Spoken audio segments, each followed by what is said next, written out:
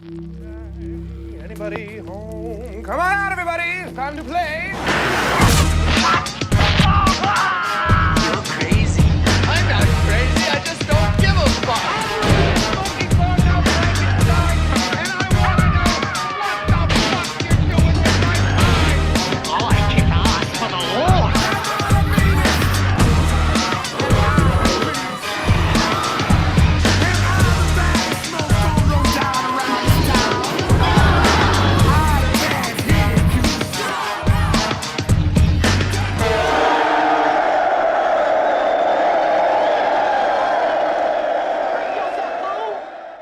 What's up, Creepshows, and welcome back to the Lucid Nightmare. I'm your host, as always, Jay Schatzer, and today, well, I'm showcasing a very unusual and unorthodox horror flick from the 80s.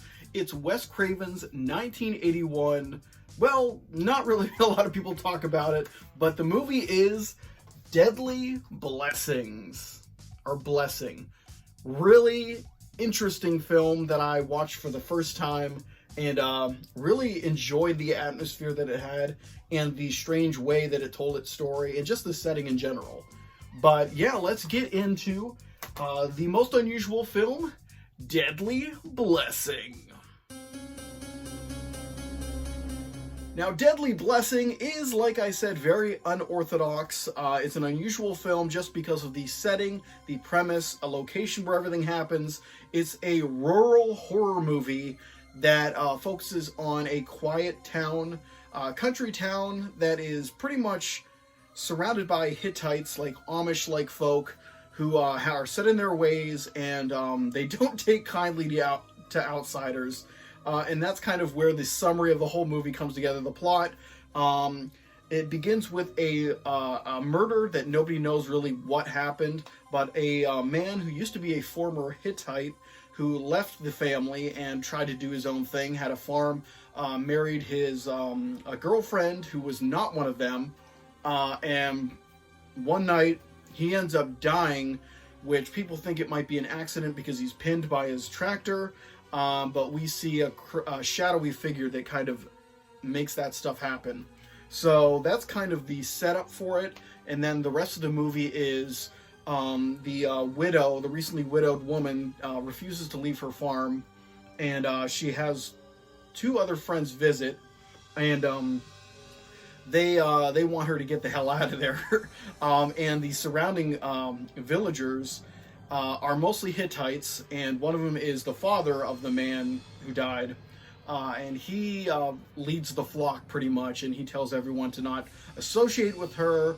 And you almost feel like they are physically trying to scare her out of there, or killed their former, his son, to kind of get them the hell out of there.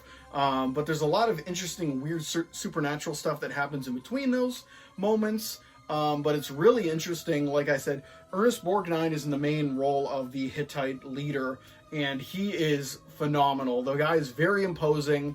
He has that just strange look to him with the beard and his bulging eyes. The guy does a great job in the role, as he does in every one of his films. There's also a little side story with one of the younger brothers of the guy that was killed. He is having a conflict of faith, wanting to kind of go to the outside world and experience new things, and he kind of has a little love affair with one of the mourning girl's friends who's visiting from out of town. And there's a whole interesting struggle that kind of mirrors the couple that we see in the beginning of the movie. They're in their rebellious stage where he's wanting to escape the family. So you see a lot of that stuff happening throughout the movie, and it's really really cool how it unfolds. But yeah, well, and also it's note to this movie, Sharon Stone is in this film. She's one of her earlier roles, so she wasn't famous at that point. But I love her to death. Extremely beautiful. She does a great job in this, and I was actually surprised that she had a lot of screen time. I thought she might be a fleeting appearance, but she was in it throughout the whole thing. And not one of the main players, but she does have a hefty role on her shoulders in a lot of scenes that she is in. But yeah, just the rural setting with the Hittite community. It's a very tense film. that thrives on that tension and delivers throughout the whole time. Even the people that aren't Hittites that are the neighbors, they're very unusual as well. There's just a lot of strange people in this film, and Michael Berryman plays one of the Hittite followers. He's very strange looking, as you know, but he does a great job in his role. He's really sinister in this one, and even though he has that sinister look, a lot of his movies he doesn't come off as a kind of bad guy. This one he's very weird and sleazy. He does a lot of pervy stuff, watching the girls. But yeah, the movie is just really well paced. And like I said, I really liked the location that it was set in. I actually drove through a location just like that a few days ago when I stayed down at the cottage. There's a large Amish community, and I went down to this bar down there to have some wings, and they were just everywhere, and it made me think of Deadly Blessing. But yep, that is Deadly Blessing. That's about as much as I can say about it. It's very, very well made. Wes Craven did a great job on it. Kind of disappointed I didn't watch it until now. But yeah, really enjoyed this one. And I guess I would recommend it to people that love that kind of rural horror. And if you're a fan of like Children of the Corn, films like that where there's a weird, strange community in the middle of nowhere that kind of descends upon our heroes, you're going to enjoy this one. It's not the most gory, but it's more an atmospheric build, very supernatural driven, and yeah, it's just a really great and entertaining film. So yeah, highly recommend it. But guys, that's it for me today. Hope you enjoyed that one, and I hope you like what I'm doing here. If you do, please like and subscribe, and if you have time, leave a comment below because I love hearing from you guys.